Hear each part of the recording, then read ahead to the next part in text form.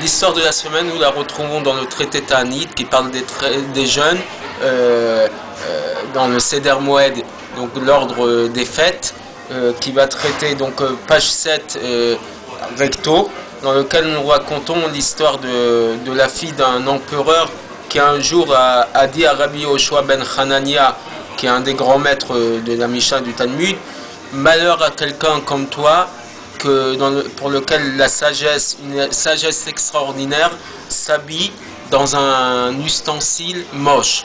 Pourquoi il lui a dit ça? C'était une allusion pour lui dire qu'il était particulièrement moche, il n'était pas du tout beau, et comment la sagesse extraordinaire qu'il habille à lui ait pu s'habiller dans une personne aussi laide.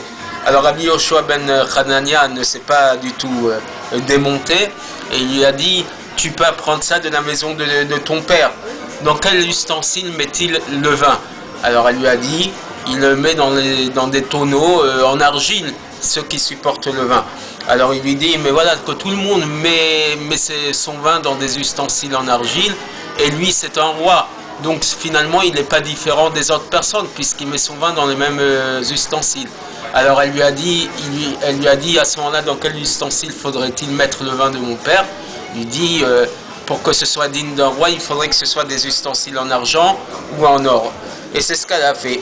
Elle a été voir son père, elle lui a dit: mets ton vin dans des kélim en or et argent. Et bien évidemment, le vin a tourné au vinaigre, il s'est complètement détérioré.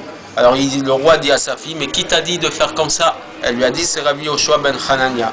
Il a tout de suite appelé cette sadique, il a dit: Rabbi Yoshua ben Hanania, pourquoi tu dis à ma fille de faire pareil? Alors il lui a dit: par rapport à ce qu'elle m'a dit, je lui ai répondu, puisque le vin, qui est un produit de grande qualité, ne devrait pas se garder et être protégé par un kéli, un ustensile qui est moche, qui est laid.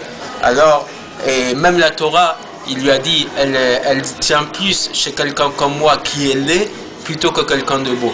Parce que quelqu'un de beau, il va s'enorgueillir de sa beauté, il va passer beaucoup de temps à se faire les cheveux, pour une femme à se maquiller, à se parfumer. Or la Torah, elle n'a pas besoin de ces ustensiles-là. Et d'ailleurs, il dit que même chez les Chachamim, même ceux qui sont beaux, Rabbi Yoshua disait, s'ils haïssaient, s'ils avaient un certain mépris pour leur beauté, ils auraient été encore des plus grands sages. Donc aujourd'hui, ce qui nous entoure met beaucoup l'accent sur la beauté, sur le physique, sur des choses comme ça. Et finalement, c'est pas signe de grande qualité. La plus grande qualité, c'est pas dans la laideur, effectivement, mais ne s'habille pas nécessairement dans la beauté. Et Rabbi Yoshua ben Hanania, à travers cette petite anecdote, montre bien que c'est pas parce qu'on est beau physiquement qu'on est beau intérieurement, et c'est souvent le contraire qui est possible. Quelqu'un d'aussi laid que lui, d'aussi moche que lui physiquement, il avait une sagesse hors du commun. Et donc sachons nous arrêter plutôt sur la beauté intérieure des gens plutôt que ce qu'ils montrent superficiellement et extérieurement, et comme ça nous acquérerons plus de beauté spirituelle, la beauté de la Torah, et peut-être qu'Akadosh Baruch Hu nous accordera d'autant plus, sinon plus, de sagesse pour pouvoir évoluer dans la Torah et les mitzvot. Shavua Tov, et à la prochaine fois.